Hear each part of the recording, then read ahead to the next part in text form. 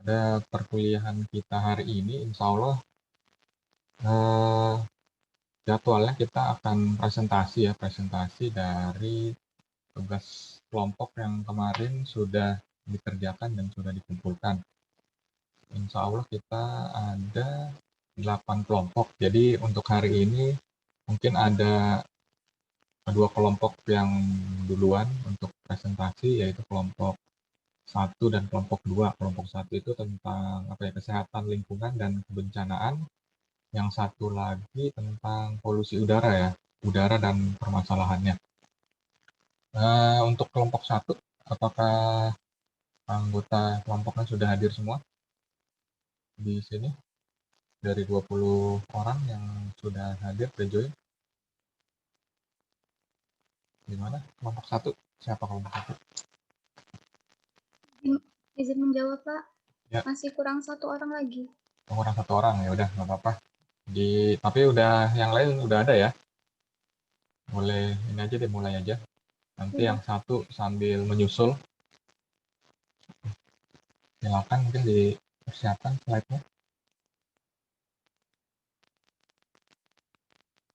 Kelompok satu siapa ya?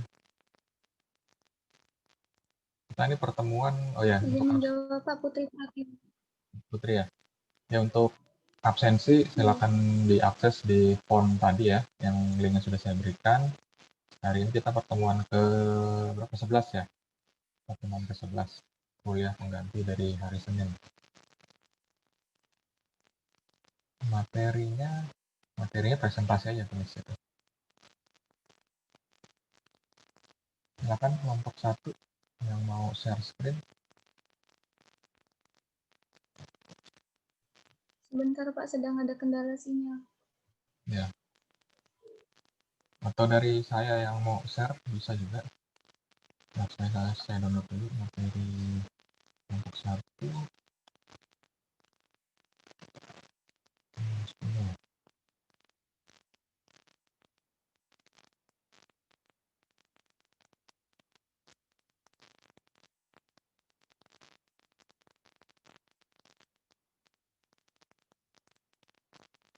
Saya bantu share deh untuk materi PowerPoint-nya.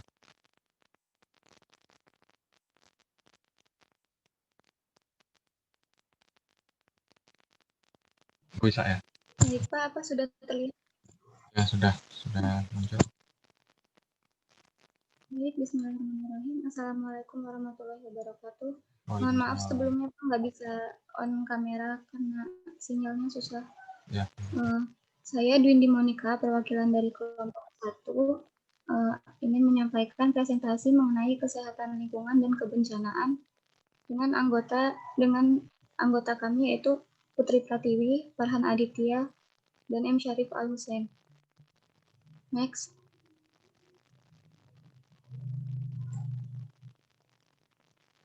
Untuk materi yang pertama akan disampaikan oleh Muhammad Syarif.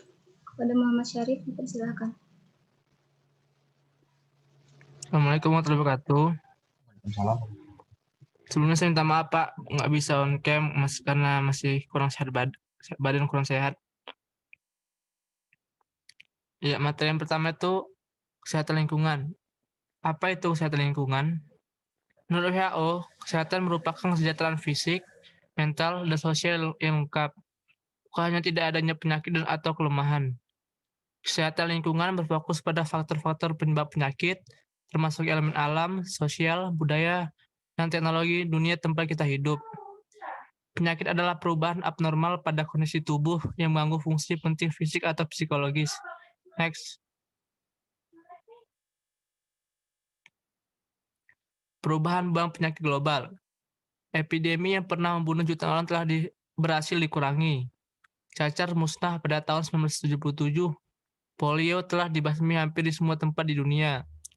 Demam tifoid, kolera, dan demam kuning sekarang jarang ditemui di negara maju. Rata-rata harapan hidup anak meningkat.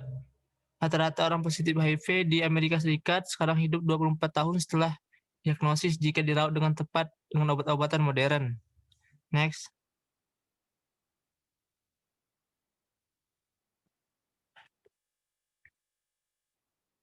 Nah, penyakit menular ini masih menjadi penyebab sekitar sepertiga semua kematian terkait penyakit. Bisa dilihat tabel di sebelah itu adalah penyakit-penyakit menularnya. Ada banyak sekali ya di sini ya. Nah, di sini gizi yang baik, air bersih, sanitasi yang lebih baik dan inokulasi yang tidak mahal dapat menghilangkan sebagian besar penyebab kematian tersebut. Nah, ini di sini ada contoh-contoh penyakitnya. Influenza disebabkan oleh virus yang bermutasi dengan cepat dan berpindah dari hewan liar atau hewan peliharaan ke manusia. Malaria merupakan jenis penyakit yang berbahaya yang disebabkan oleh parasit yang tersebar di dalam tubuh akibat gigitan dari nyamuk Anopheles. Ebola adalah demam berdarah yang disebabkan oleh fluvirus. Biasanya virus tersebut bersumber dari hewan seperti monyet dan kelelawar. Next.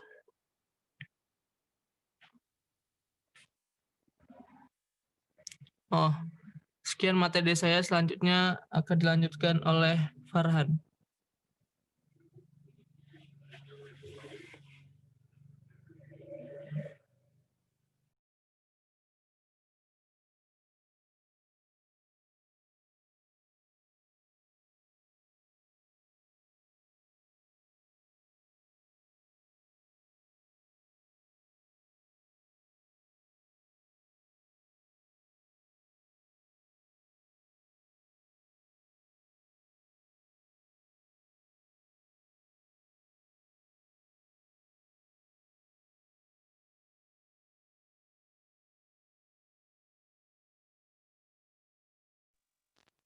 Hadir Farhan.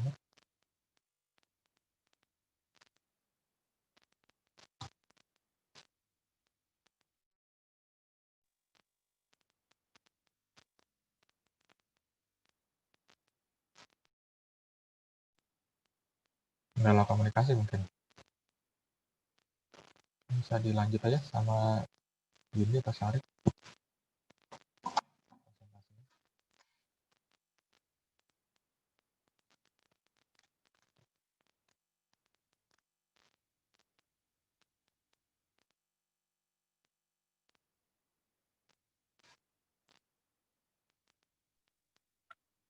Oke, baik. Mungkin Farhannya masih kondisi ya. Sinyalnya lagi jelek ya. Udah saya lanjutin aja Pak ya. Ya. Di sini ada pengobatan konservasi. Pengobatan konservasi adalah disiplin ilmu yang memahami bagaimana perubahan lingkungan kita mengancam kesehatan manusia serta makhluk alam tempat kita bergantung pada layanan ekologi. The white fuzz telah diidentifikasi sebagai jamur berfilamen yang tumbuh subur pada kondisi sejuk dan lembab tempat kelelawar berhibernasi. Pada koloni yang terinfeksi, kematian bisa terjadi 100%.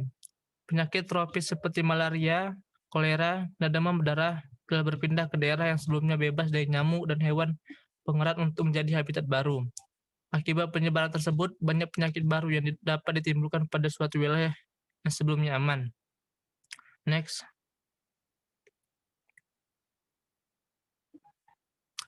Resistensi terhadap antibiotik dan pestisida. Ahli biologi mengetahui bahwa paparan konstan terhadap zat beracun menghasilkan resistensi terhadapnya. Contohnya adalah pada penggunaan antibiotik yang berlebihan pada manusia dan ternak akan menyebabkan masalah infeksi yang kebal antibiotik. Lebih dari 20% antibiotik yang diresepkan untuk orang dewasa adalah untuk pilek, infeksi saluran pernapasan atas, dan bronkitis di mana antibiotik memiliki sedikit atau tidak ada manfaat sama sekali. Selain itu, banyak orang yang memulai pengobatan antibiotik gagal melaksanakannya sesuai waktu yang ditentukan sehingga penggunaan antibiotik tersebut hanya akan membantu perkembangan jenis penyakit yang kebal. Peningkatan penggunaan antibiotik dalam 6 bulan pertama kehidupan seorang anak telah dikaitkan dengan lebih tingginya insiden asma, eksim, dan hipersensitivitas alergi. Lanjut.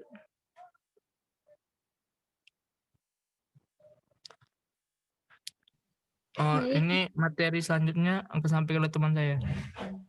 Baik, saya ambil alih untuk materi berikutnya yaitu mengenai toksikologi. Nah, di sini ada penggalan kalimat dari Paracelsus yang artinya setiap zat adalah racun. Tidak ada zat yang bukan racun. Yang membedakan hanyalah dosis yang tepat antara obat dan racun. Next. Yang pertama yaitu apa itu toksikologi. Toksikologi merupakan ilmu yang mempelajari pengaruh kuantitatif zat kimia terhadap sistem biologi yang konsentrasinya terletak pada aksi berbahaya zat kimia tersebut, di mana efek toksik ditentukan oleh dosis atau takaran. Bahan toksis atau racun adalah bahan kimia yang walaupun dalam jumlah sedikit bisa membahayakan kesehatan atau jiwa manusia. Toksisitas atau derajat racun merupakan kemampuan suatu bahan toksik untuk menimbulkan kerusakan pada organisme hidup. Next. Berikutnya adalah mengenai perbedaan obat dan racun. Obat adalah bahan atau campuran bahan yang berasal dari hewan, tumbuhan, atau zat kimia yang dapat digunakan untuk mencegah, menghilangkan, mengobati, mendiagnosa, bahkan menyembuhkan penyakit atau gejala penyakit dan juga untuk mempercantik badan. Berikutnya racun. Racun adalah zat atau bahan yang bisa masuk ke dalam tubuh melalui mulut, melalui hidung, suntikan dan absorb melalui kulit, atau digunakan terhadap organisme hidup dengan dosis relatif besar, maka akan merusak kehidupan atau mengganggu dengan serius satu atau lebih organ atau bahkan jaringan. Next.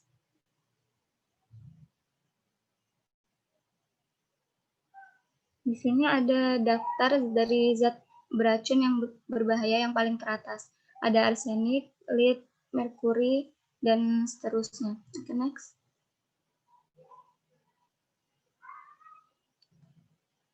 Baik, akan disampaikan oleh Putri Pratiwi.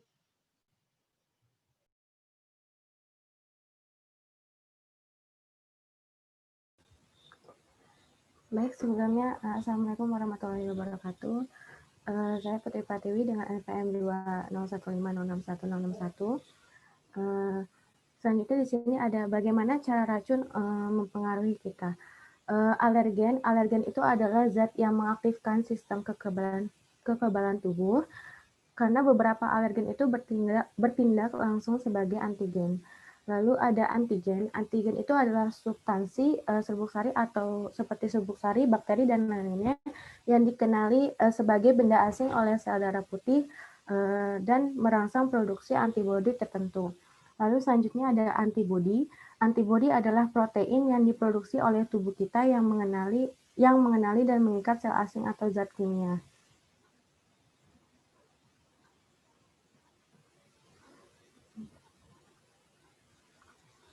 Selanjutnya ada sick building syndrome atau sindrom gedung sakit, di mana kondisi ini itu ditandai dengan sakit kepala, alergi, kelelahan kronis yang disebabkan oleh ventilasi udara dalam ruangan itu buruk.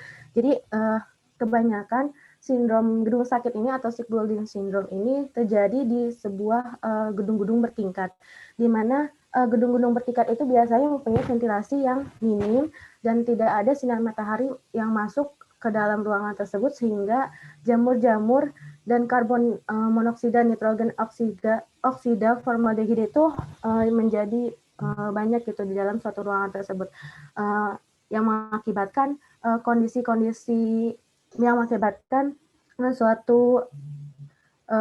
yang mengakibatkan orang-orang yang di dalamnya itu mengalami sakit-sakit yang gejalanya pun umum gitu ya, seperti sakit kepala, alergi, dan kelelahan kronis.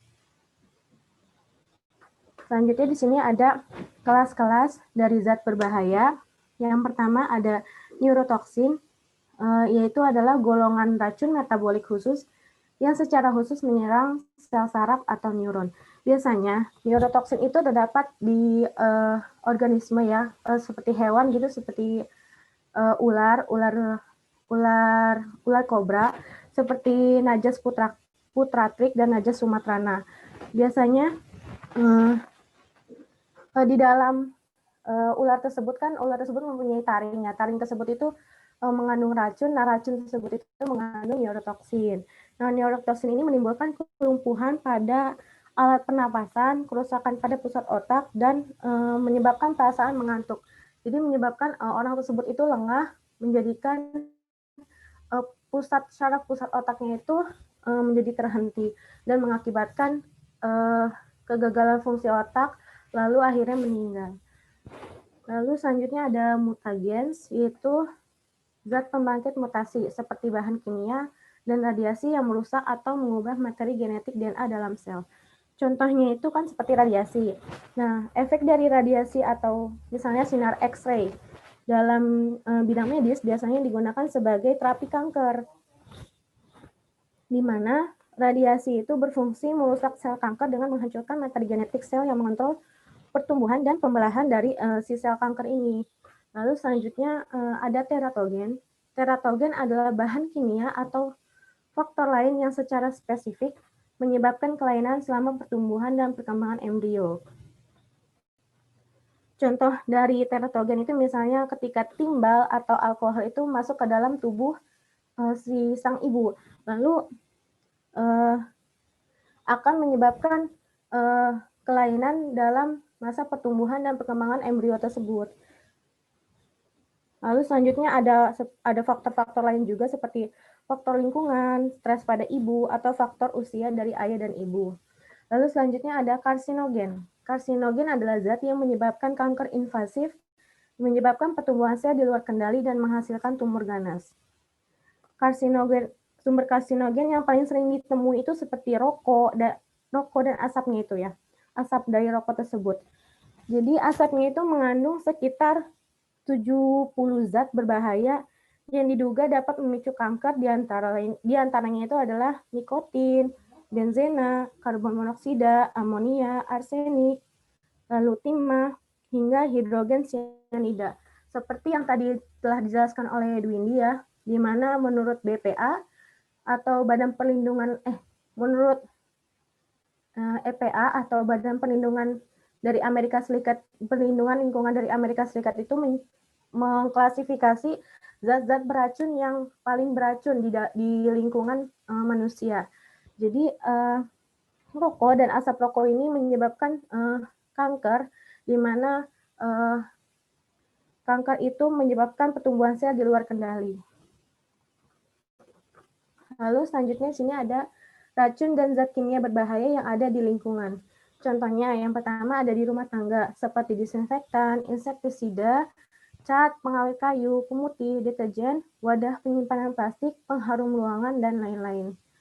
Lalu selanjutnya ada di wilayah pertanian seperti pestisida. Di sini ada gambar di mana seseorang sedang memberi pestisida terhadap kepada tumbuhan-tumbuhan tersebut. Di mana ketika orang tersebut tidak memakai APD yang lengkap, maka orang tersebut juga akan mengalami keracunan pestisida tersebut. Makanya kenapa para petani itu ketika dia ingin memberi pestisida, dia harus menggunakan APD yang lengkap. Bukan hanya hama yang dapat teracun oleh pestisida tersebut, tetapi manusia pun dapat merasakan efek toksiknya. Lalu ada di bidang medis, seperti narkotika, obat keras, maupun obat lainnya. Di sini ada gambar di mana simbol-simbol yang dikeluarkan oleh BPOM, di mana di sini ada simbol kalau ketika dia obat bebas. Obat bebas itu adalah obat yang diperjualbelikan seperti di warung-warung, itu bebas ya, bebas tidak terbatas. Tetapi ada juga obat bebas yang terbatas. Lalu ada juga dalam golongan obat keras dan psikotropika. Lalu selanjutnya juga ada golongan narkotika. Nah, ini yang paling berbahaya banget ya, narkotika. Lalu selanjutnya ada di bidang industri. Di bidang industri itu ada logam berat, asam, dan basa kuat. Logam berat itu contohnya seperti kadmium dan kromium. Kadmium dan kromium juga tadi dijelaskan oleh Dwindi, di mana BPA atau EPA atau Badan Perlindungan Lingkungan di Amerika Serikat menjelaskan bahwa logam berat tersebut seperti kadmium dan kromium itu adalah salah satu zat kimia yang berbahaya yang dapat menyebabkan efek toksik dalam tubuh itu Jadi dia itu zat yang sangat beracun ya menurut EPA itu. Lalu ada alam bebas. Alam bebas itu terdapat ganja, jamur, dan binatang berbisa. Seperti yang saya bilang tadi, seperti ular kobra jenis Najas putratik dan Najas sumatrana. Lalu selanjutnya ada perpindahan. penyebaran dan meminimalisir efek racun.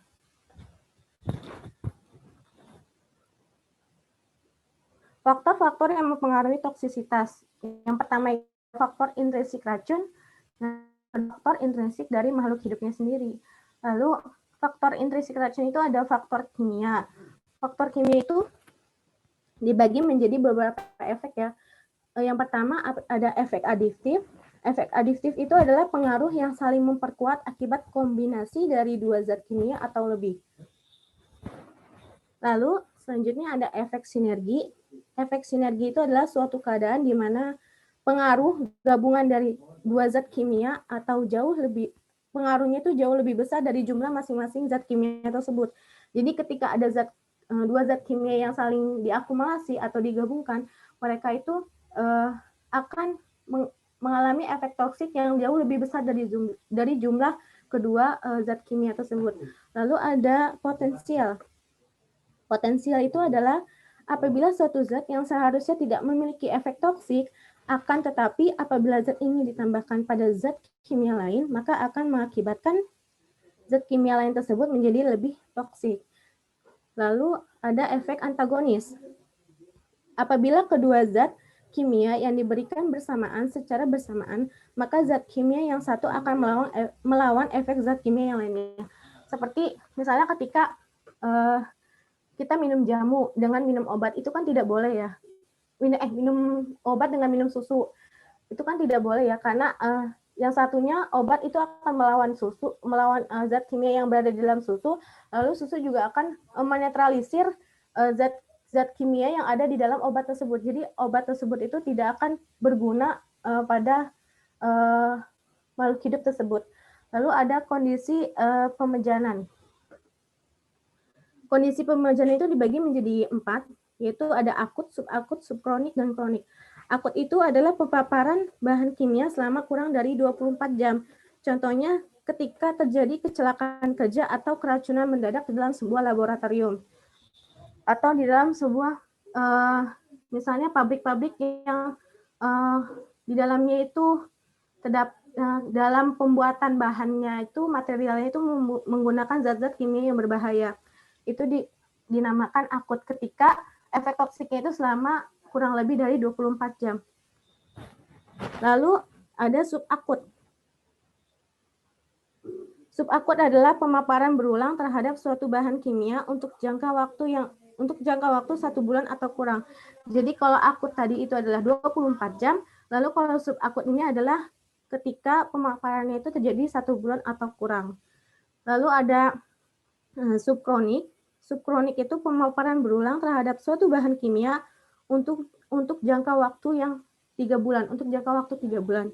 Contohnya itu adalah proses kerja dengan bahan kimia selama 1 tahun lebih. Misalnya ketika efek toksiknya itu terhadap manusia itu belum dirasakan selama kurang lebih 1 minggu, tetapi dirasakan oleh manusia tersebut ketika efek toksiknya itu atau hatinya itu fungsi dari detoksifikasi racunnya tersebut tidak mampu menampung efek toksik tersebut selama 3 bulan.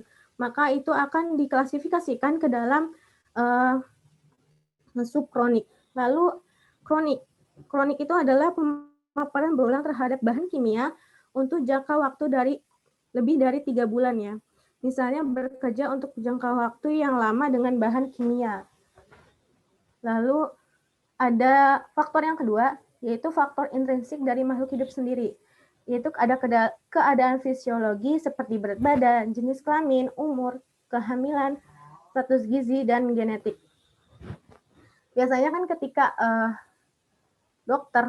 dokter ingin memberikan obat kepada pasiennya, itu harus memenuhi syarat-syarat, yaitu diantaranya berat badan, jenis kelamin, umur. Dikarenakan ketika dokter itu memberikan dosis yang tidak tepat dengan berat badan, jenis kelamin, atau umurnya, dikhawatirkan nanti ketika dosis tersebut tidak mampu dicerna oleh tubuh sang makhluk hidup tersebut, akan menyebabkan efek toksik yang lebih berbahaya lagi. Bukannya malah menyembuhkan, malah lebih memperparah keadaan tersebut. Lalu ada keadaan patologi. Keadaan patologi itu yaitu terjadinya penyakit ginjal, penyakit saluran pencernaan, penyakit hati, dan penyakit kardiovaskular. Contohnya ketika suatu obat, biasanya kan obat warung itu kan ada indikasinya ya, tidak boleh diminum oleh orang yang hipertensi atau tidak boleh diminum oleh yang penyakit ginjal. Itu seperti itu keadaan patologi, karena ketika obat tersebut diminum oleh orang yang mempunyai penyakit tersebut, maka akan memperparah keadaan dari orang tersebut. Lalu ada kapasitas fungsional cadangan. Lalu selanjutnya ada penyimpanan racun dalam diri makhluk hidup. Dan selanjutnya ada toleransi dan eksistensi.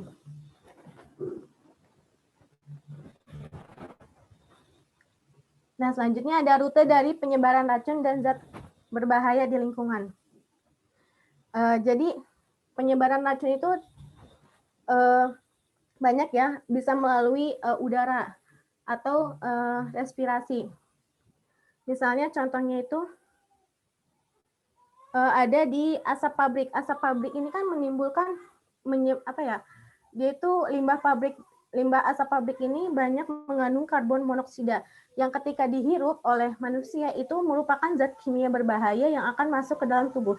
Jadi penyebaran zat racun tersebut bisa melalui asap pabrik tersebut. Lalu ada lagi rokok seperti yang saya katakan tadi, karsinogen. Karsinogen itu kan sering ditemui oleh rokok ya.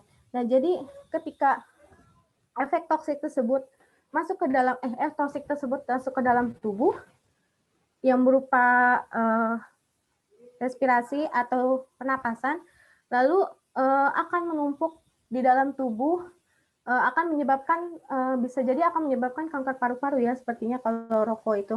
Karena rokok itu mengandung sekitar 70 zat kimia yang berbahaya yang dapat memicu kanker. Lalu selanjutnya dalam makanan, seperti saya pernah dengar kalau nggak salah kerang hijau. Kerang hijau itu merupakan pembersih dari lautan ya. Ketika di mana dia hidup di dalam suatu lingkungan tersebut, tetapi dia tuh menyerap zat-zat timbal, zat-zat merkuri yang ada di dalam lautan tersebut, seperti ikan sapu-sapu gitu ya. Jadi ketika kita memakan kerang hijau tersebut, maka kita telah memasukkan atau melakukan penyebaran racun tersebut terhadap kita sendiri melalui makanan tadi. Lalu selanjutnya ada di bidang kosmetik, seperti kosmetik yang mengandung merkuri, aquinon, itu termasuk kosmetik yang dapat menyebabkan efek toksik dalam tubuh kita melalui absorpsi atau kulit ya. Lalu selanjutnya ada di bidang pekerjaan. Di bidang pekerjaan itu kan biasanya ketika membuat asbes itu kan terdiri dari zat-zat bahan kimia yang berbahaya gitu. Jadi ketika zat-zat di asbes itu terhirup oleh yang bekerja di situ, maka akan menimbulkan efek toksik juga. Lalu selanjutnya ada di bidang medis. Di bidang medis seperti saya katakan tadi, seperti obat gitu ya.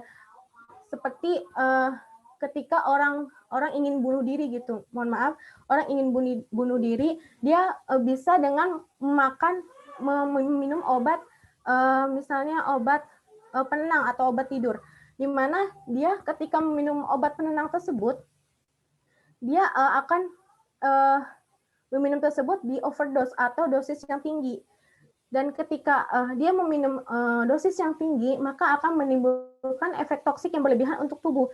Karena seharusnya obat penenang itu diberikan sesuai dengan resep dokter.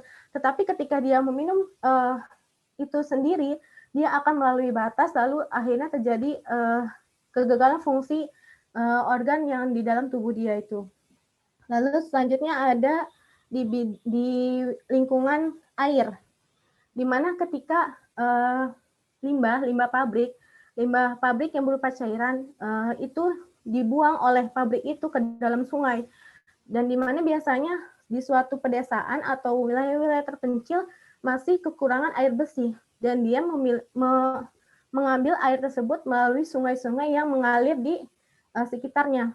Lalu ketika air tersebut digunakan untuk minum dan kaskus dan yang lainnya, maka itu akan terjadi efek toksik dalam tubuh gitu ya. Jadi akan menjadi penimbunan racun di dalam tubuh melalui air tersebut.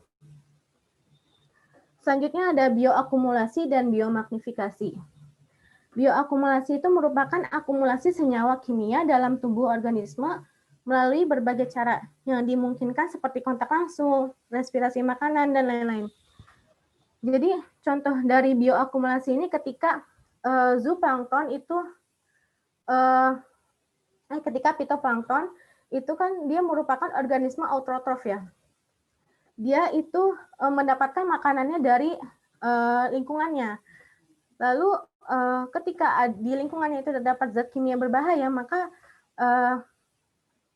dia akan menimbun zat kimia berbahaya tersebut di dalam dirinya. Dan ketika fitoplankton ini dimakan oleh organisme yang lebih besar dari dia atau heterotrof yang tidak bisa mencari makanannya sendiri, maka itu akan terjadi proses biomagnifikasi, di mana akumulasi bahan pencemar melalui rantai makanan. Jadi ketika fitoplankton itu dimakan oleh zooplankton, lalu dimakan oleh small insect atau seperti udang atau dan lain-lainnya, lalu dimakan oleh ikan yang lebih besar lagi. Lalu ikan yang lebih besar lagi akan dimakan oleh burung pelikan. Nah, di sini terjadi akumulasi zat beracun di mana burung pelikan ini adalah akumulasian dari zat beracun yang ditimbulkan dari fitoplankton tadi, zooplankton. Jadi racun yang di dalam tubuh pelikan itu lebih banyak daripada racun yang ada di fitoplankton tersebut. Lalu selanjutnya ada mekanisme untuk meminimalisir efek racun, yaitu minum dalam dosis kecil atau sesuai dengan dosis yang diberikan oleh dokter atau yang ahlinya. Lalu ada beberapa organisme memiliki enzim yang memproses produk limbah dan racun lingkungan untuk mengurangi toksisitasnya. Seperti ini, ketika suatu lingkungan air tercemar, maka ikan tersebut ada yang mengalami kematian, ada juga yang tidak mengalami kematian. Yang tidak mengalami kematian itu berarti dia memiliki enzim tersebut dapat memproses produk limbah tersebut dan mengurangi efek toksik dalam tubuhnya sendiri. Tetapi hanya mengurangi efek toksik tersebut masih ada di dalam tubuh sang ikan tersebut. Lalu ketika ikan tersebut dimakan oleh manusia, maka akan terjadi penyebaran efek toksik yang dilalui oleh rantai makanan tersebut. Lalu kita juga mengurangi efek produk limbah dan racun lingkungan dengan menghilangkannya dari tubuh melalui ekskresi. Ini bisa terjadi melalui pernapasan, berkeringat, buang air kecil. Misalnya, manusia itu kan memiliki detoksifikasi racun tersendiri ya. Itu merupakan fungsi dari hati. Jadi ketika di mana suatu racun masuk ke dalam tubuh, maka hati itu akan mengambil alih atau mengambil peran tersebut dengan mendetoksifikasi racun tersebut sehingga racun itu dapat dibuang melalui air seni ya. Lalu bisa juga melalui respirasi, di mana ketika karbon dioksida itu kan merupakan zat kimia juga, zat yang berbahaya juga ya. Dia masuk ke dalam tubuh manusia, lalu bisa dibuang melalui pernapasan, melalui pertukaran oksigen yang ada di dalam paru-paru. Selanjutnya akan disampaikan oleh teman saya. Baik, untuk Farhan, apakah sudah ada? Penilaian toksisitas dan resiko.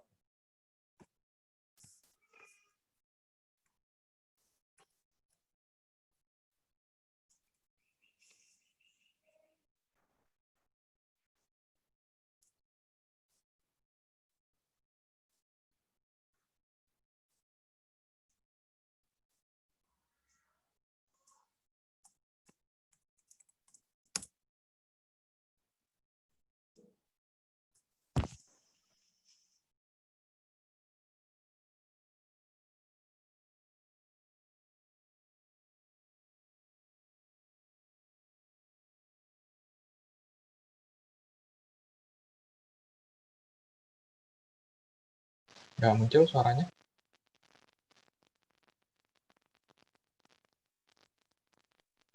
Uji efek racun pada hewan laboratorium.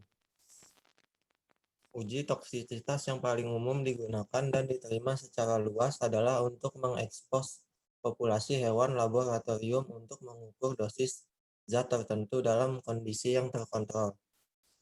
Membutuhkan biaya yang mahal, memakan waktu dan membutuhkan banyak hewan percobaan, serta seringkali melemahkan hewan yang diuji. Uji toksisitasi sulit dilakukan karena sensitivitas setiap anggota populasi berbeda-beda.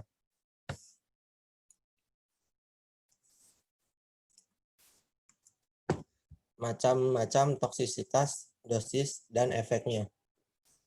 Untuk mengelompokkan bahan menurut toksisitas relatifnya, zat yang cukup berbahaya membutuhkan sekitar 1 gram per kilogram berat badannya untuk membuat dosis yang mematikan. Sangat beracun untuk membutuhkan bahan 1/10 dari jumlah itu. Bahan yang teramat sangat beracun membutuhkan 1/100 atau berapa tetes. Super toksik yang sangat kuat. Efek akut disebabkan oleh satu eksposur dalam toksin dan mengakibatkan krisis kesehatan. Efek kronis bersifat tahan lama dan dapat terjadi dari satu dosis zat yang sangat beracun. Tingkat yang dapat terdeteksi tidak selalu berbahaya. Efek non-linear atau hormesis yaitu mengaktifkan mekanisme perbaikan dan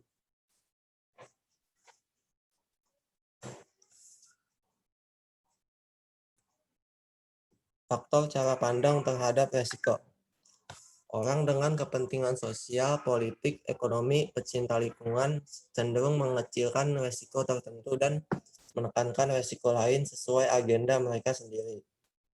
Kebanyakan orang mengalami kesulitan memahami dan mempercayai probabilitas.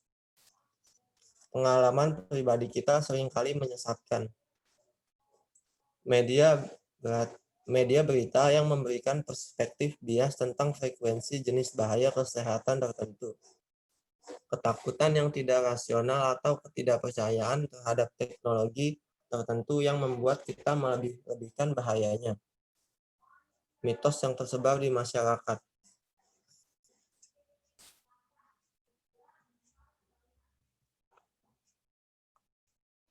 Baik, selanjutnya Menetapkan akan kebijakan publik.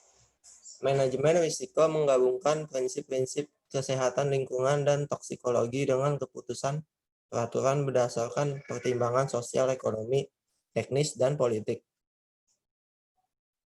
Terlepas dari data yang sering tidak jelas dan kontradiktif, pembuat kebijakan publik harus membuat keputusan.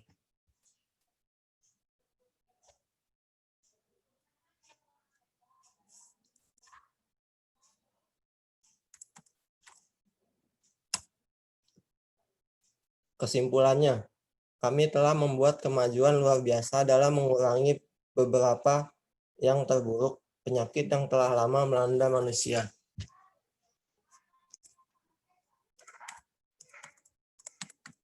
Namun kondisi kronis yang dulunya terbatas pada negara kaya kini telah menjadi masalah kesehatan utama hampir di mana-mana. Dengan meningkatnya perjalanan internasional, penyakit dapat menyebar ke seluruh dunia dalam beberapa hari. Selain itu, industri modern memperkenalkan ribuan bahan kimia baru setiap tahun, yang sebagian besar tidak dipelajari secara menyeluruh untuk mengetahui kesehatan jangka panjang.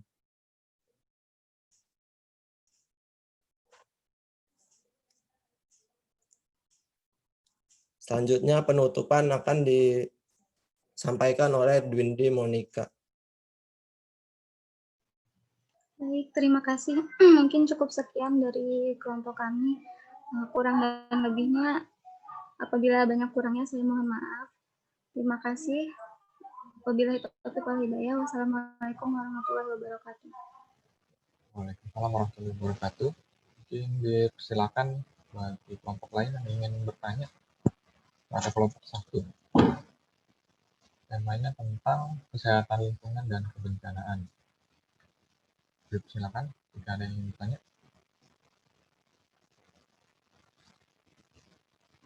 Kalau ada saya nanya, ini kan temanya kesehatan lingkungan dan kebencanaan. Nah, kalau dari masalah tadi toksin, gitu ya, bahan kimia yang banyak berkembang di sekitar kita, kira-kira bencana pernah nggak terjadi bencana yang besar itu ya, yang terkait dengan misalkan racun atau obat-obatan yang berlebihan yang digunakan di sekitar kita, dan itu menjadi bencana yang benar-benar harus ditangani dengan baik gitu.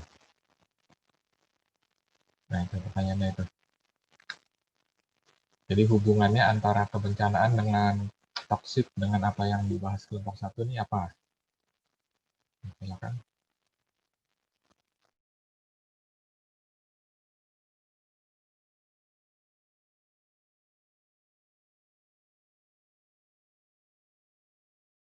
Salah. Seperti misalnya saya juga kurang tahu ya bencananya terjadi di mana. Tetapi ketika terjadi limbah pabrik itu kan memiliki zat-zat kimia yang berbahaya ya.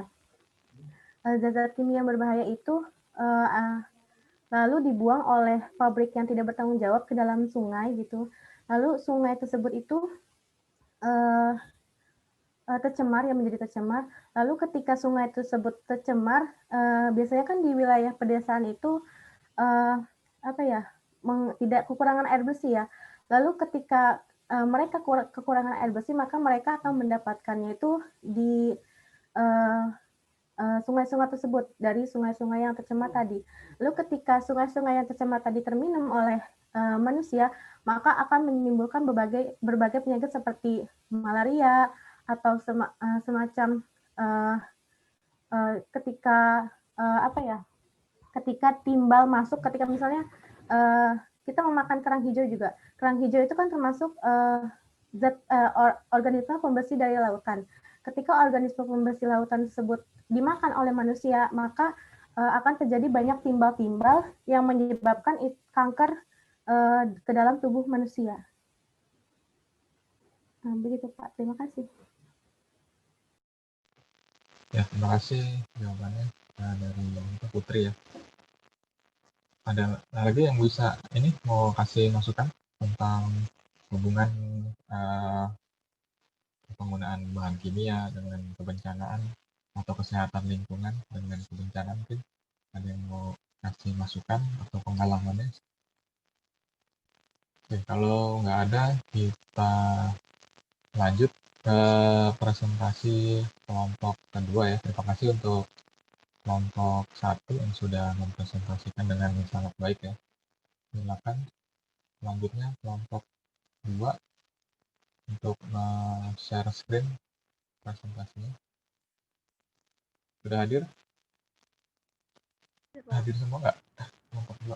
Hadir.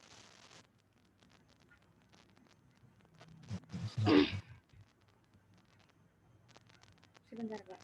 Ya.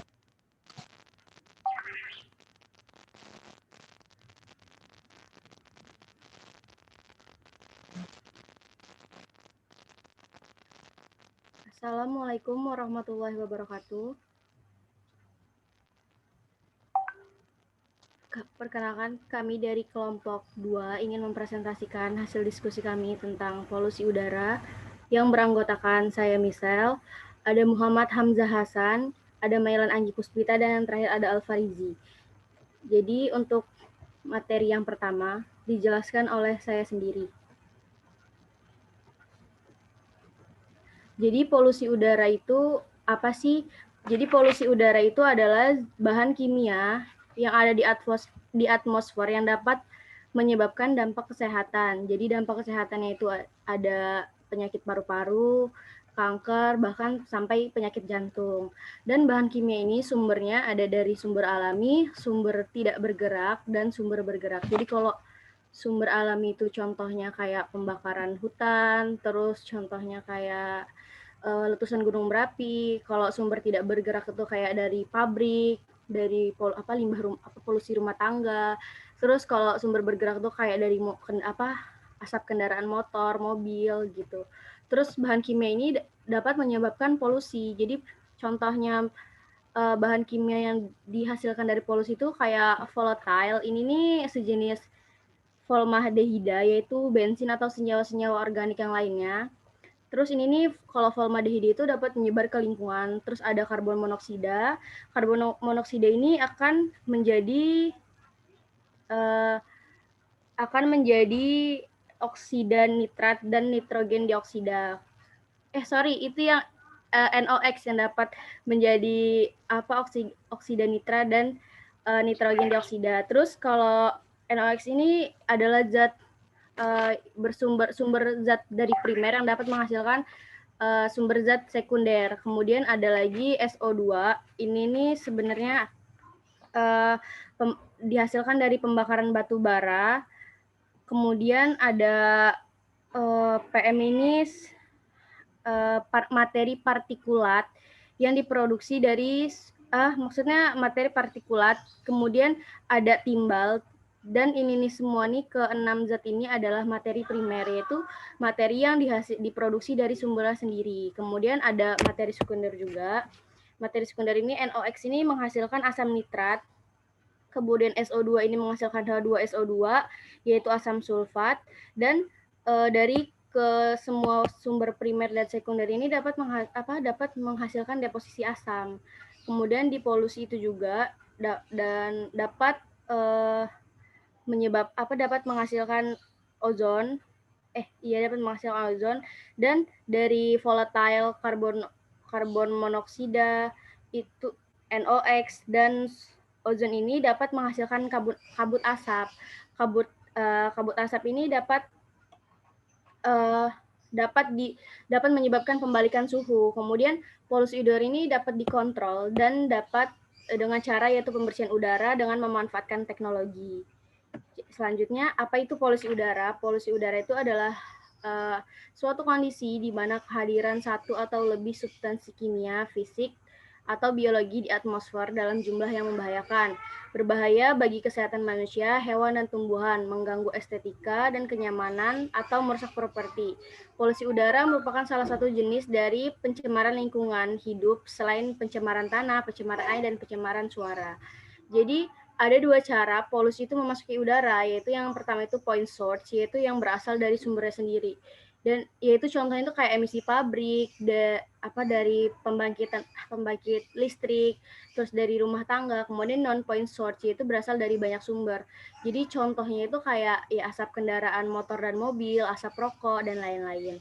Kemudian penyebab polusi udara itu sendiri ada dua, dan ada yang alami sama ada yang buatan manusia. Kalau alami ini nih nggak semua polusi udara itu disebabkan karena ulah manusia. Jadi contohnya itu kayak kebakaran hutan, terus letusan gunung berapi, dan kemudian ada juga yang dari buatan manusia, yaitu yang dari limbah pabrik, asap kendaraan gitu. Kemudian ada dua jenis polutan, yaitu primer dan sekunder, seperti yang sudah saya jelaskan di awal tadi.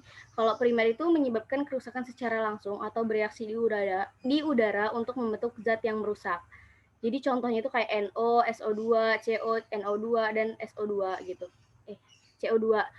Kemudian ada yang kedua itu sekunder.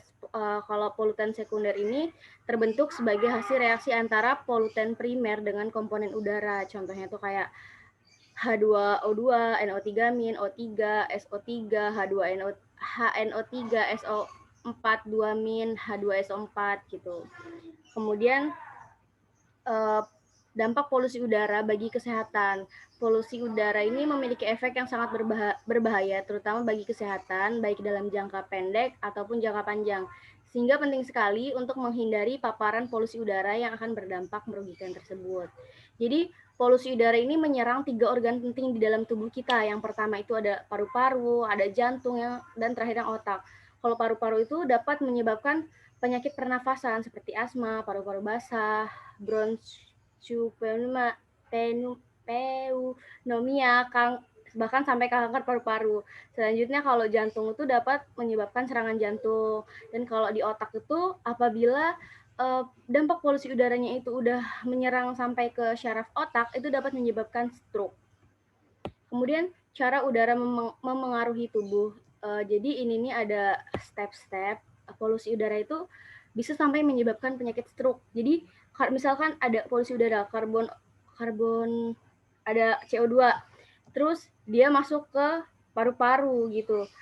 Dan dari paru-paru ini dia masuk ke aliran darah yang dapat menyebabkan jantung itu harus bekerja lebih keras gitu untuk menghasilkan oksigen ke seluruh tubuh.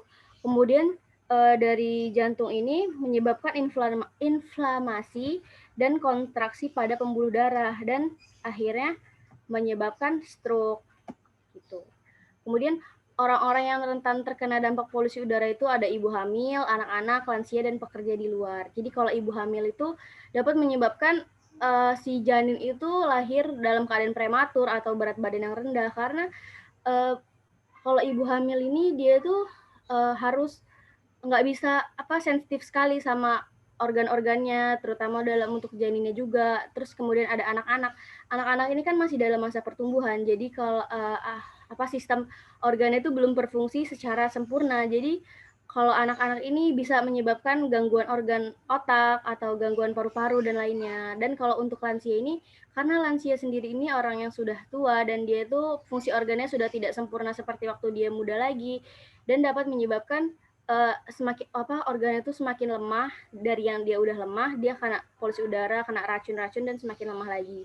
Kemudian ada pekerja di luar ruangan. Jadi pekerja di luar ruangan juga walaupun dia itu dalam usia produktif, tapi kalau dia tuh bekerjanya di luar, setiap hari terkena zat-zat beracun gitu juga kan lama-lama paru-parunya, organ-organnya juga kan bakalan rusak walaupun dia semulanya dalam keadaan sehat. Kemudian cara mencegah dan mengurangi polusi udara. Yang pertama itu mengurangi penggunaan kendaraan pribadi dan memanfaatkan transportasi publik.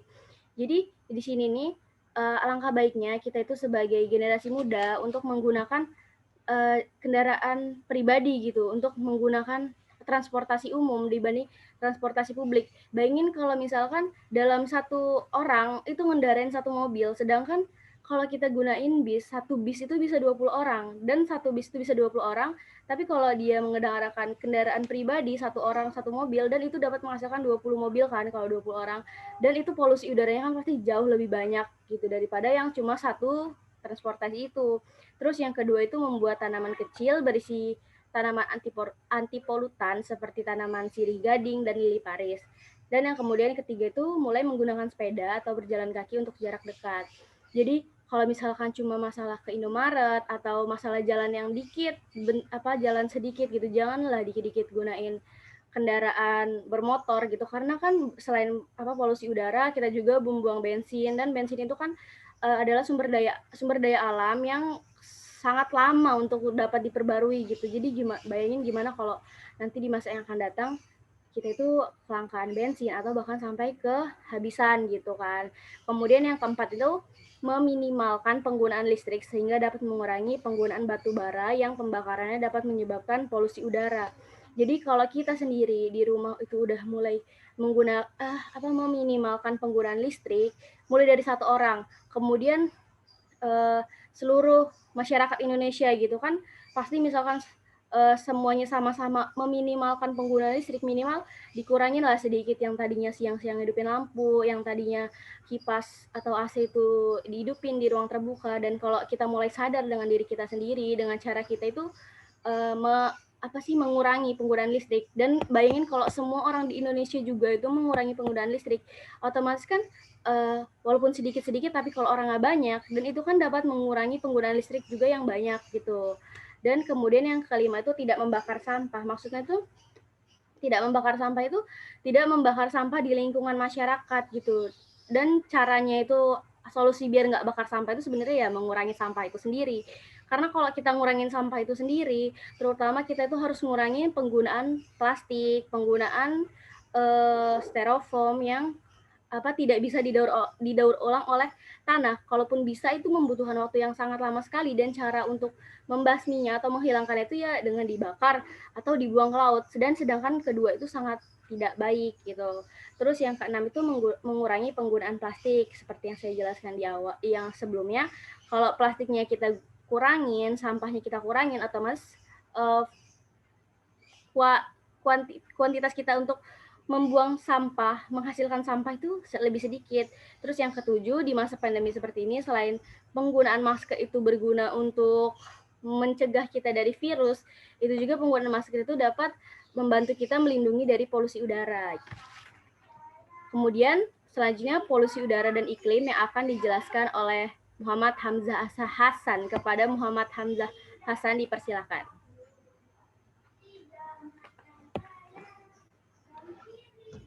Baik, terima kasih kepada Saudari Michelle telah memberikan waktunya untuk saya mempresentasikan.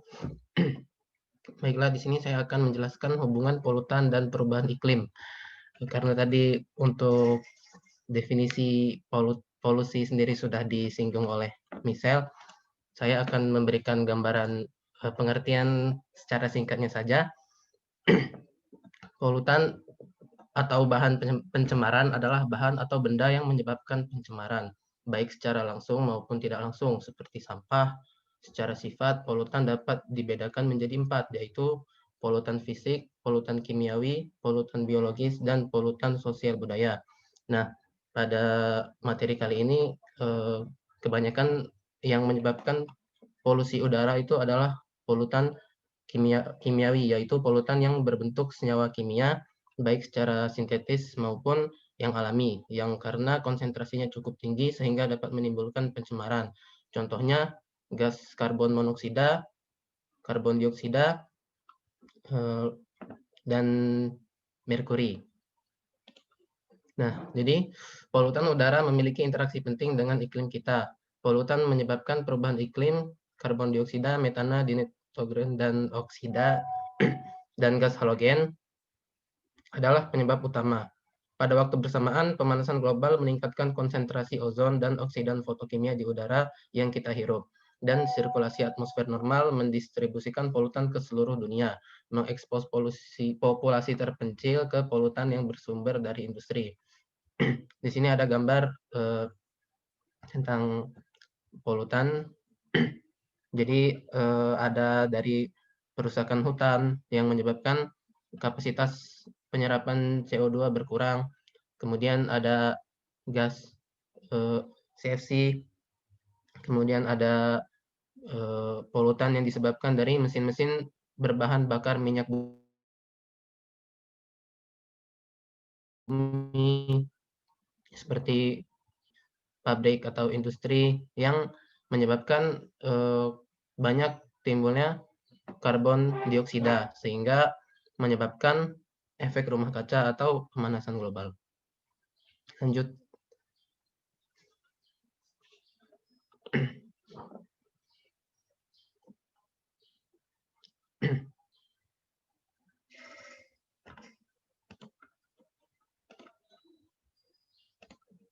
Nah, polutan udara menyebar ke seluruh dunia. Debu dan aerosol halus dapat terbawa angin dalam jarak yang sangat jauh. Polusi dari kawasan industri, di sini contohnya antara Great Lakes dan lembah sungai Ohio secara teratur mencemari provinsi maritim Kanada, dan terkadang dapat ditelusuri hingga ke Irlandia. Demikian pula badai debu dari Gobi, Cina, dan gurun Takla makan secara rutin menutup sekolah, pabrik, dan bandara di Jepang dan Korea, dan sering kali mencapai bagian barat Amerika Utara dalam satu badai debu yang sangat parah pada tahun 1998. Analisis kimia menunjukkan bahwa 75% polusi partikulat di Seattle, Washington, udara berasal dari Cina. Demikian pula debu dari Afrika Utara secara teratur melintasi Atlantik dan mencemari udara di Florida dan Kepulauan Karibia yang terdapat pada gambar 10.9. Debu ini dapat membawa patogen dan diduga menjadi sumber penyakit yang menyerang karang Karibia. Ilmuwan tanah memperkirakan bahwa 3 miliar ton pasir dan debu tertiup ke seluruh dunia setiap tahun. Jadi seperti yang kita ketahui, seperti di negara Cina itu bahkan polutan yang disebabkan oleh industrinya itu tidak hanya memberikan efek negatif di wilayah negaranya, namun karena polutan itu mudah terbawa angin dalam jarak yang sangat jauh, maka negara-negara yang dekat atau tetangganya itu ikut terkena dampak negatif. Nah, jadi sangat sangat rentan penyebaran udara yang buruk, polutan yang buruk itu terjadi di bumi kita. Next.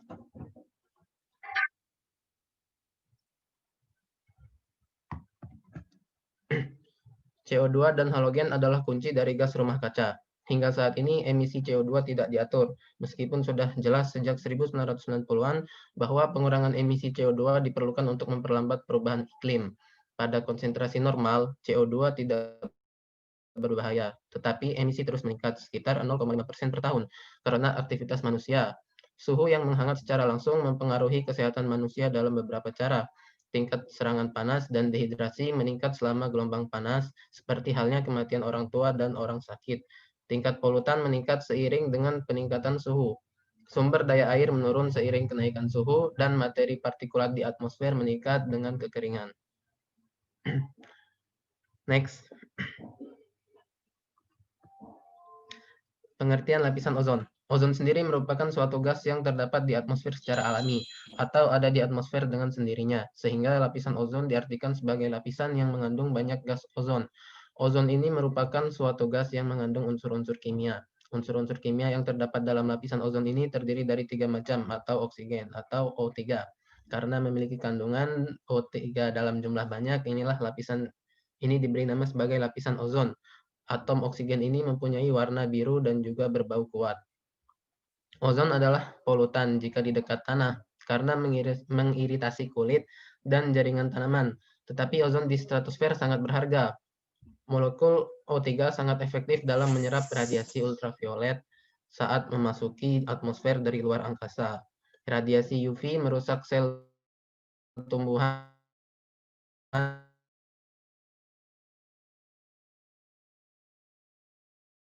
dan hewan, berpotensi menyebabkan dan tambahan terjadi di seluruh dunia.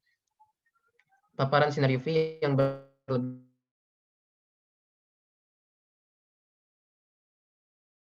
berlebihan dapat mengurangi produksi pertanian dan mengganggu ekosistem. Next.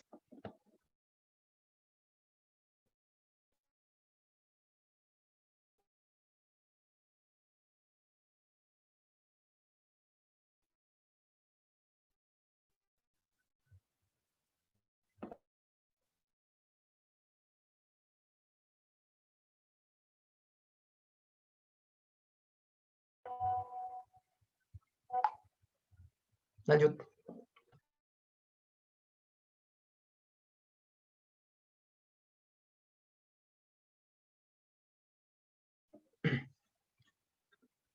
Ozon di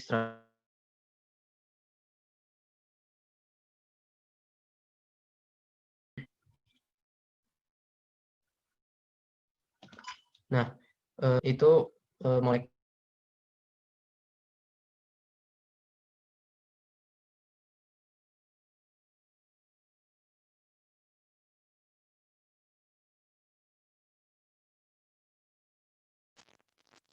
Putus-putus ya? Atau koneksi saya nih yang putus? Sepertinya Hamzah, Pak, sedang dalam masalah sinyal. Bisa dibantu dengan anggota kelompok lainnya untuk lanjutkan presentasinya dari slide ini ya.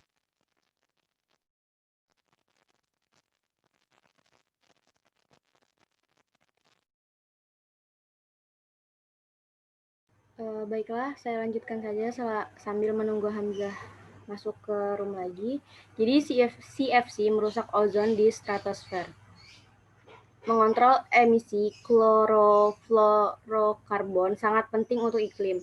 Tetapi kekhawatiran tentang CFC awalnya berfokus pada masalah yang sama sekali berbeda, yaitu menghentikan pertumbuhan lubang ozon atau wilayah dengan konsentrasi yang berkurang di stratosfer. Jadi contohnya itu kayak di gambar 10 ini, fenomena ini ditemukan pada tahun 1985, tetapi mungkin telah berkembang setidaknya sejak tahun 1960-an. Aerosol berbasis klorin seperti CFC yang tadi itu dan HCFC adalah agen utama penipisan ozon. Tidak beracun, tidak mudah terbakar, inert secara kimiawi, tahan lama, dan diproduksi dengan harga murah. Senyawa ini sangat berguna sebagai gas industri dan dalam lemari es, AC, isolasi styrofoam, dan kaleng semprot aerosol selama bertahun-tahun dari tahun 1930 hingga 1980-an. Jadi CFC ini digunakan di seluruh dunia dan tersebar di seluruh atmosfer. Jadi penggunaan CFC ini adalah penggunaan zat yang sudah sangat populer di dunia ini dan dapat menyebabkan kerusakan ozon itu di stratosfer gitu kan.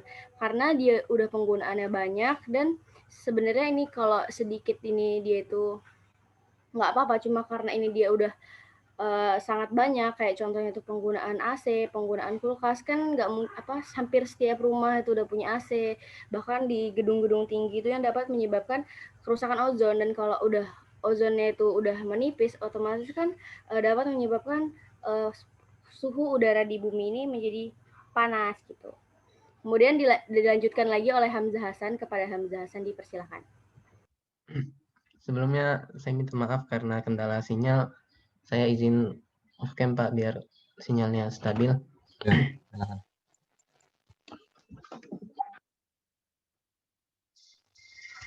Nah, lanjutkan yang tadi. Mungkin sambil dipercepat aja, khawatir ininya juga putus-putus juga. Baik Pak. Next slide. Udah selesai ya? Nah, tadi jadi freon itu ketika terlepas ke atmosfer maka akan menguraikan atom karbon. Nah, atom karbon sendiri itu sangat reaktif terhadap atom oksigen. Nah, di mana ketika atom karbon atau atom C dari pecahan freon bertemu dengan molekul O3 atau ozon, maka atom C akan menarik satu atom O dari ozon, yang akan mengakibatkan timbulnya karbon monoksida, dan ozon menjadi oksigen biasa karena kehilangan satu atom O-nya. Ditambah lagi ketika CO terbentuk atau karbon monoksida terbentuk, maka mereka akan menarik lagi satu atom oksigen dari ozon-ozon yang lain, sehingga menciptakan karbon dioksida. Ozon sebagai pelindung bumi dari sinar ultraviolet menjadi rusak, sementara CO2 memiliki efek rumah kaca yang dapat menahan panas di bumi. Dengan demikian, bumi kita menjadi sangat panas. Nah, di gambar sebelah itu ada daerah yang lapisan ozonnya berkurang diakibatkan oleh penggunaan CFC. Nah, itu biasa disebut lubang ozon, di mana bagian yang berwarna biru atau keunguan itu konsentrasi ozonnya berkurang disebabkan oleh penguraian tadi.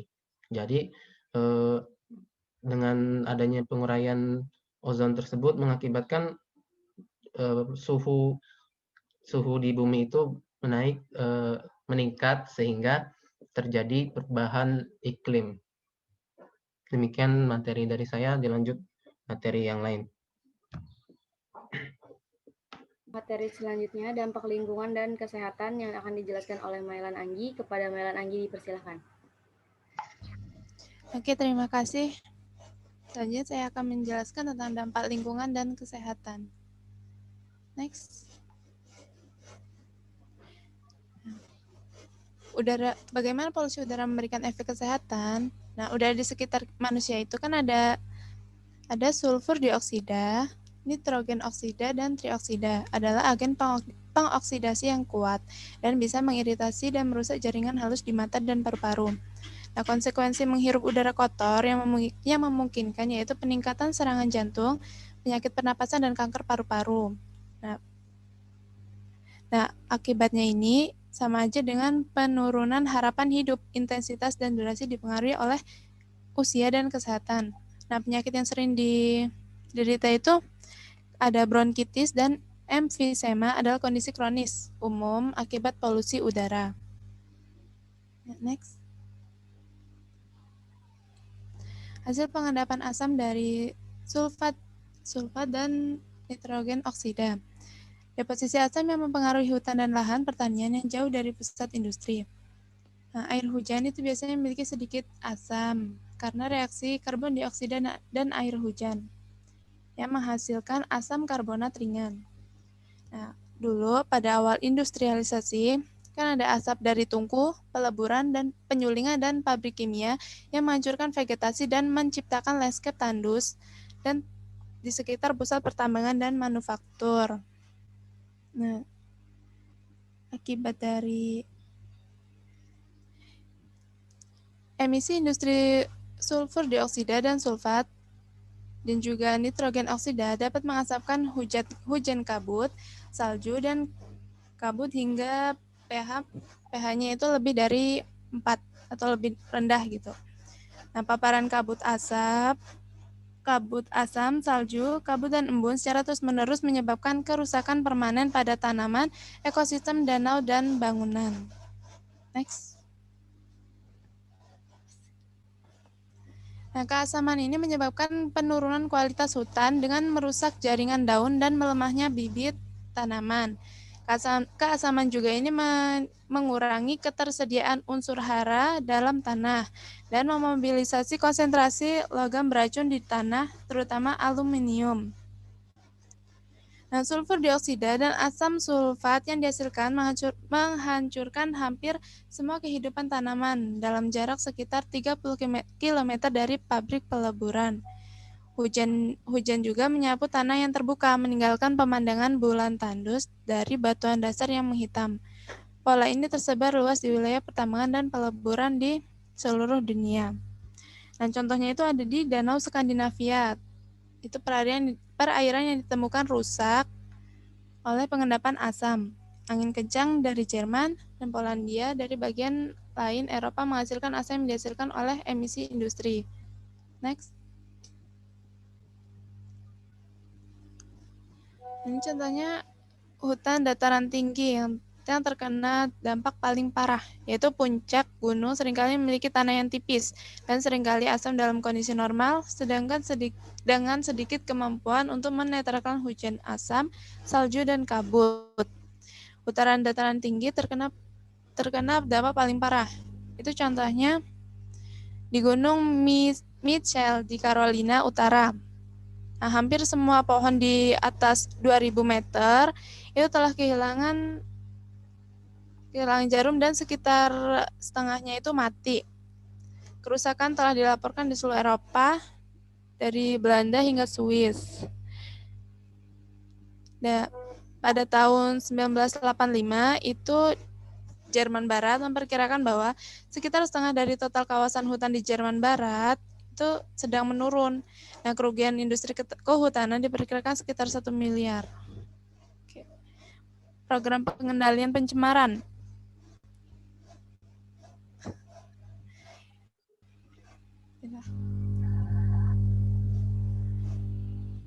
Program pengendalian pencemaran yang gencar dilakukan oleh Kanada, Amerika Serikat, dan beberapa negara Eropa. Itu dari langkah-langkah di sebagian besar Eropa dan Amerika bagian timur, dari langkah-langkah pengendalian polusi itu mulai digerakkan gitu. Meskipun curah hujan asam telah menurun drastis di Amerika, namun tetap tinggi di tempat lain. Oke, next. Ini daerah perkotaan mengalami inversi dan pulau-pulau panas. Nah, pulau-pulau panas atau urban heat island adalah sebuah wilayah metropolitan yang lebih hangat dibandingkan wilayah pedesaan sekitarnya. Nah, ini kan ada contoh, misalnya gini, ini kan ada perkotaan yang di lingkar merah, itu namanya perkotaan. Di situ itu dia mengalami suhu atau temperatur yang panas, karena kan dia nggak ada kayak pepohonan atau hijau-hijauan gitu. Jadi nggak ada udara yang sejuk gitu. Jadi temperaturnya panas. Beda sama pedesaan. Dia banyak pepohonan dan unsur haranya juga di tanah juga dingin gitu. Oke, next. Jadi beda suhunya. Nah, panas buangan yang muncul akibat penggunaan energi adalah kontributor kedua terbesar. Ketika pusat penduduk berkembang, maka cenderung memodifikasi tanah yang luas dan lebih luas lagi. Nah, contohnya di perkotaan, itu kan dia semakin rame gitu, semakin lahannya itu berkurang gitu. Nah, lapisan udara permukaan didinginkan melalui kontak dengan permukaan tanah yang dingin. Kurangnya tanaman atau air menyebabkan penguapan yang sangat sedikit. Nah, itu kayak di perkotaan, itu kan kurang tanaman sama kurang air di dalam tanah. Jadi penguapannya itu lebih panas gitu. Kalau misalnya energi matahari yang tersedia diubah menjadi panas. Nah, berbeda sama pedesaan. Kalau pedesaan kan masih mencukupi gitu. Oke, next.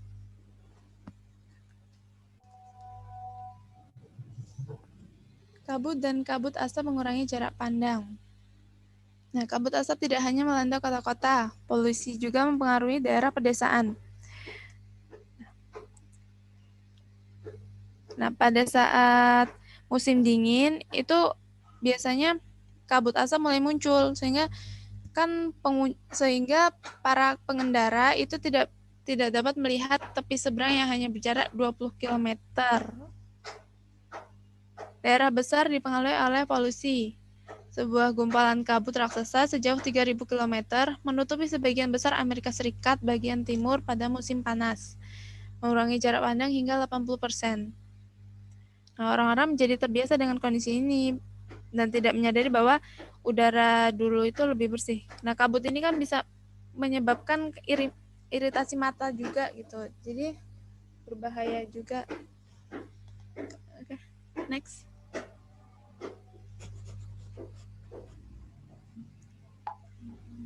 Nah, studi terbaru menemukan bahwa sumber pedesaan juga berdampak pada daerah perkotaan.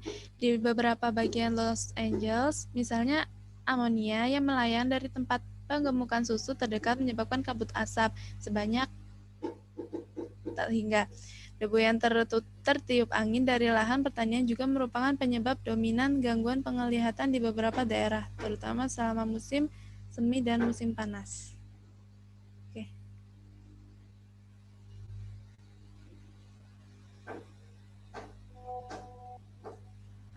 Baiklah, selanjutnya akan dilanjutkan oleh Al-Farizi tentang pengendalian polusi udara dan tantangan yang terjadi. Kepada Al-Farizi dipersilakan. Baiklah, saya Muhammad Farizi akan menjelaskan materi tentang pengendalian polusi udara dan tantangan yang terjadi. Pencemaran udara diartikan dengan turunnya kualitas udara sehingga udara mengalami penurunan mutu dalam penggunaannya yang akhirnya tidak dapat digunakan lagi sebagaimana mestinya sesuai dengan fungsinya.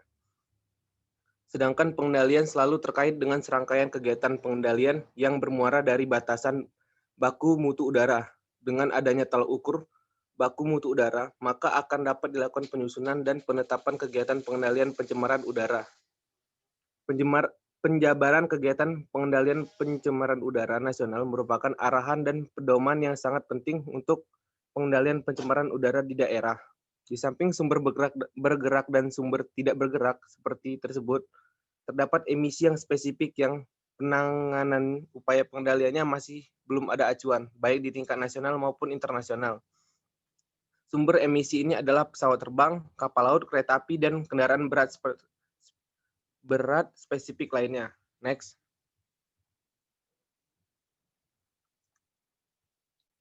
Maka penggunaan sumber-sumber emisi spesifik tersebut harus tetap mempertimbangkan kaidah-kaidah pengelolaan lingkungan hidup. Pengendalian pencemaran udara mengacu kepada sasaran, keselarasan, keserasian, dan keseimbangan antara manusia dan lingkungan hidup, sehingga pola kegiatan terarah dengan tetap.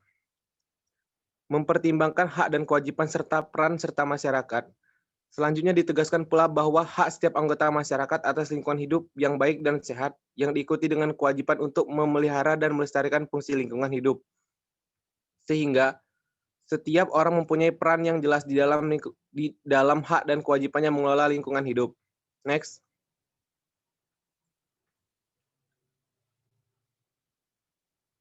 Langkah pertama dalam pengelolaan pencemaran udara adalah dengan melakukan pengkajian identifikasi, mengenal macam sumber, model, dan pola penyebaran serta pengaruhnya atau dampaknya. Sumber pencemaran udara yang sering dikenal dengan sumber emisi adalah tempat di mana pencemaran udara mulai dipancarkan ke udara. Model dan pola penyebaran dapat diperkirakan melalui studi mengenai kondisi fisik sumber, tinggi cerobong, bentuk lubang, pengeluaran, dan besarnya emisi. Kondisi awal kualitas udara setempat. Kondisi meteorologi dan topografi. Studi tampak pencemaran udara dilakukan terhadap kesehatan manusia, hewan, dan tumbuhan, material, estetika, dan terdapat kemungkinan adanya perubahan iklim setempat, lokal maupun regional. Langkah selanjutnya adalah mengetahui dan mengkomunikasikan tentang pentingnya pengelolaan pencemaran udara dengan mempertimbangkan keadaan sosial lingkungannya yang berhubungan dengan demografi, kondisi sosial ekonomi, sosial budaya, dan psikologis, serta pertimbangan ekonomi. Juga perlunya dukungan politik, baik dari segi hukum, peraturan, kebijakan, maupun administrasi untuk melindungi pelaksanaan pemantauan, pengendalian, dan pengawasan untuk melakukan pengukuran lapangan dalam rangka pemantauan pencemaran udara. Diperlukan pemilihan metode secara tepat sesuai dengan kemampuan jaringan pengamatan. Penempatan peralatan diperlukan untuk mengambil sampel dan kebutuhan peralatan beserta ahlinya untuk keperluan analisis. Next.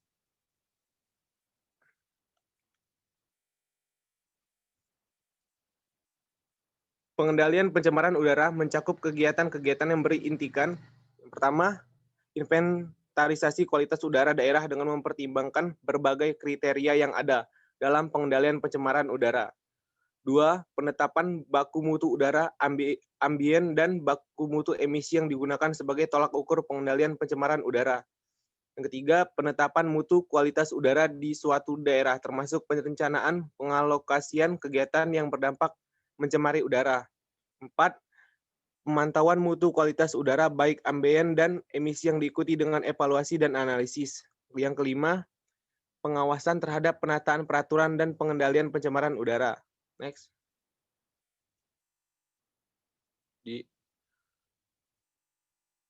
Masih yang tadi, nomor 6, peran masyarakat dalam kepedulian terhadap pengendalian pencemaran udara. Yang ketujuh, kebijakan bahan bakar yang diikuti dengan serangkaian kegiatan terpadu dengan mengacu kepada bahan bakar bersih dan ramah lingkungan. 8. Penetapan kebijakan dasar baik teknis maupun non-teknis dalam pengendalian pencemaran udara secara nasional. Next. Tantangan dalam pengendalian polusi udara. Biaya yang tinggi dan perlu komitmen dari top bottom. 2. Mengelola pencemaran udara di sekitar industri. Diperlukan 2 atau lebih pendekatan dari sisi pemerintah, industri, dan juga dukungan masyarakat. Perlu memiliki grand design pengendalian pencemaran udara yang komprehensif dalam upaya perbaikan kualitas udara. Penerapan kebijakan bahan bakar ramah lingkungan belum disertai dengan rencana aksi serta target konversi bahan bakar ramah lingkungan sehingga ke depannya kedua hal itu perlu dilakukan. Next.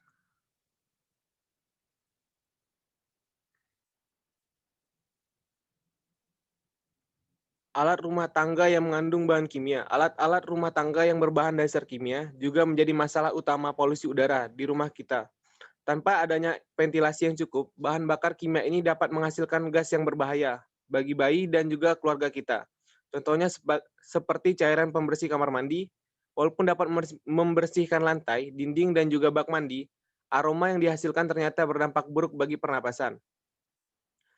Sumber rumah tangga. Udara di luar bisa dikatakan beracun apabila tercemar dengan gas beracun dari hasil sampah rumah tangga yang dibakar.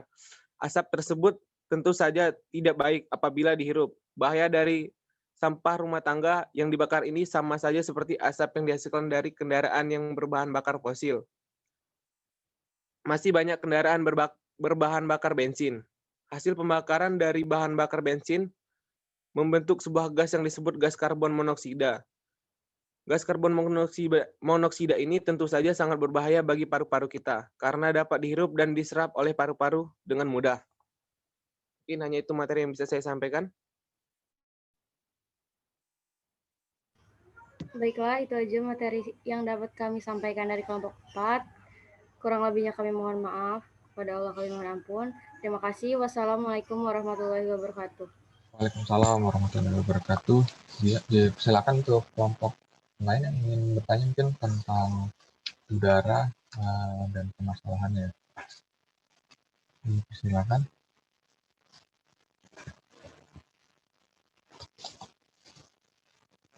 Nggak ada yang bertanya? Kalau nggak ada saya yang tanya nih. Jadi, tadi di slide-nya ada apa tadi saya pengen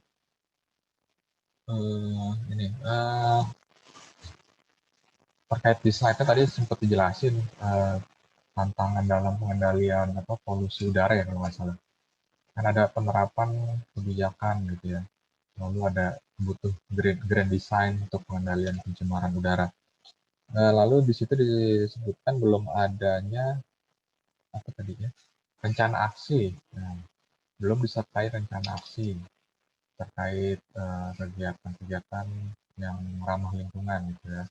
Nah, kira-kira dari menurut kelompok ini apa sih kegiatan apa terus rencana aksi apa yang kira-kira bisa kita lakukan gitu ya, sebagai dari anggota masyarakat dalam rangka pengendalian polusi udara gitu, secara praktis saja gitu.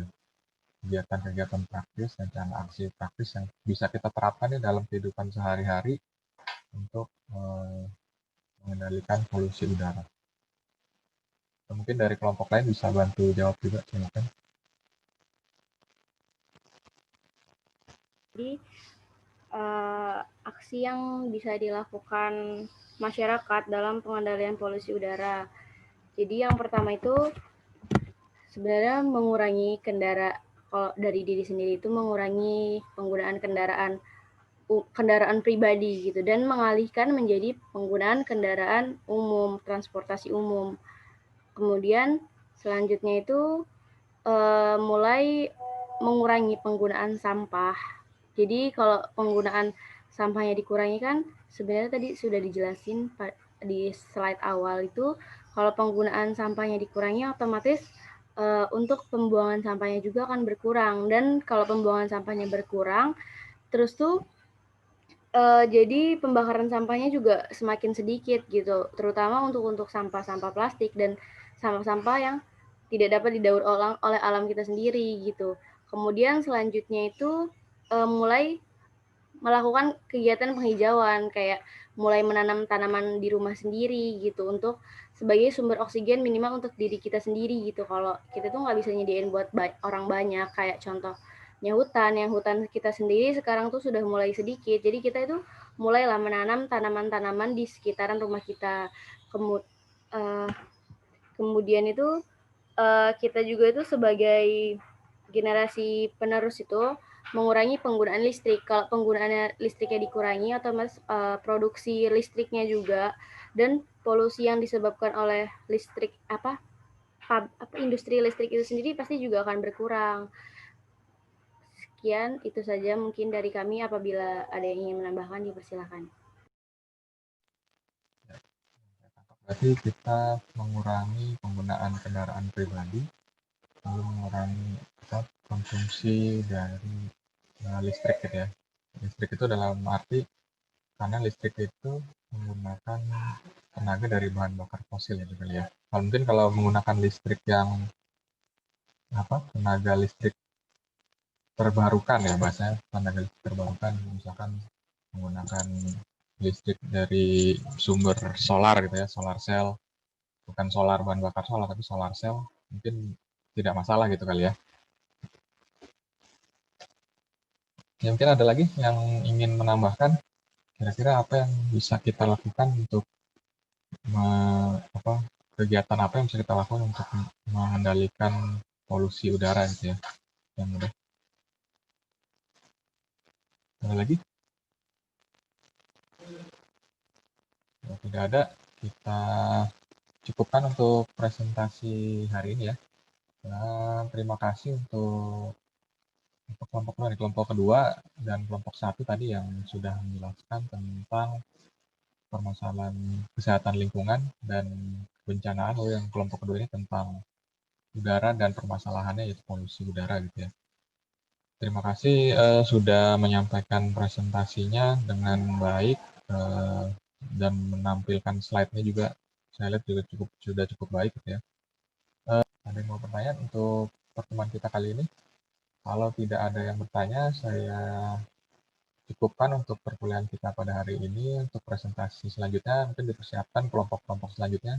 Mudah-mudahan di pertemuan selanjutnya bisa ada 3 kelompok yang presentasi ya hari Senin nanti. Kelompok 3, 4, dan 5. Presentasinya tentang apa ya?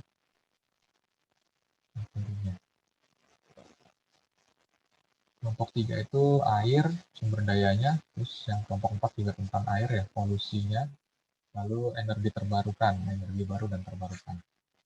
Tolong dipersiapkan, anggotanya juga dimohon untuk hadir pada saat presentasi, supaya bisa presentasi bersama gitu ya, tidak cuma satu orang. Terima kasih, mohon maaf jika ada salah kata. Saya akhiri pertemuan kita pada pekan ini. Saya ucapkan Assalamualaikum warahmatullahi wabarakatuh. Waalaikumsalam warahmatullahi Waalaikumsalam warahmatullahi wabarakatuh. wabarakatuh.